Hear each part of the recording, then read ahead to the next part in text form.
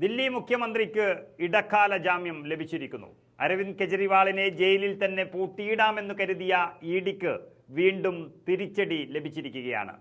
വിവാദ മദ്യനയ കേസിൽ തിഹാർ ജയിലിൽ കഴിയുന്ന ദില്ലി മുഖ്യമന്ത്രി അരവിന്ദ് കെജ്രിവാളിന് ഇടക്കാല ജാമ്യം അനുവദിച്ചിരിക്കുകയാണ് സുപ്രീം കോടതി. ഒപ്പം ഹർജിയിലെ നിയമവിഷയങ്ങൾ 3-അംഗ ബെഞ്ചിന് വിടുകയും ചെയ്തിരിക്കുന്നു. ഇതോടെ രാഷ്ട്രീയ വൈരാഗ്യം കൊണ്ട് പൂട്ടിയിടാമെന്ന് കരുതിയ ഇഡി ഒരിക്കൽ കൂടി നാണം കെട്ടു. മാത്രമല്ല, കെജ്രിവാളിന്റെ മുഖ്യമന്ത്രി സ്ഥാനം തെറിപ്പിച്ചു കളയാമെന്ന് കരുതിയവർക്ക് നാണക്കേടായി മാറുന്നൊരു തീരുമാനമാണ് വന്നിരിക്കുന്നത്.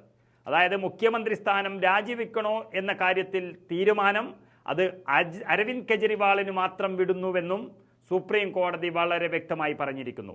പക്ഷേ ഇടക്കാല ജാമ്യം ലഭിച്ചെങ്കിലും കെജ്രിവാൾ ജയിലിൽ തന്നെ തുടരും. കാരണം CBIയുടെ ഒരു കേസിൽ അരവിന്ദ് കെജ്രിവാൾ ജുഡീഷ്യൽ കസ്റ്റഡിയിൽ ആയതുകൊണ്ട് ഇതിൽ കൂടി ജാമ്യം ലഭിച്ചാൽ മാത്രമേ ജയിൽ മോചിതനാകാൻ സാധിക്കുകയുള്ളൂ.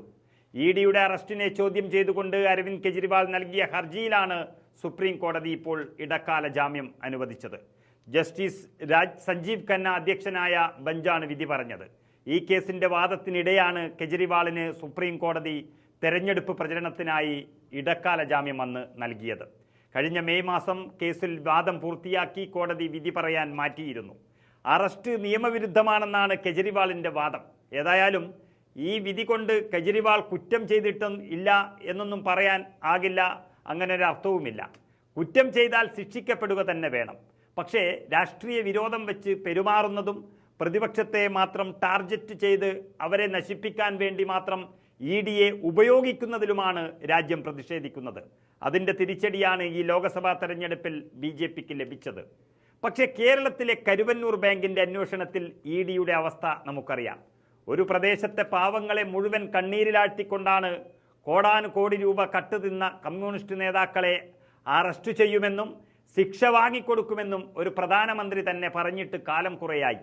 തൃശ്ശൂരിൽ BJPയുടെ സുരേഷ് ഗോപി ജയിച്ചതോടെ CPMന്റെ സഹായം കിട്ടിയതുകൊണ്ടാകാം ഒരാളെയും ഒന്നും ചെയ്യാൻ കഴിയാതെ ഇഡി പിൻവലിയുകയാണ്. കോടതിയിൽ കേരളത്തിന്റെ അന്വേഷണ ഏജൻസിയായ ക്രൈംബ്രാഞ്ച് വരെ ഇഡിയെ പരാജയപ്പെടുത്തി കളഞ്ഞിരിക്കുന്നു ഇപ്പോൾ.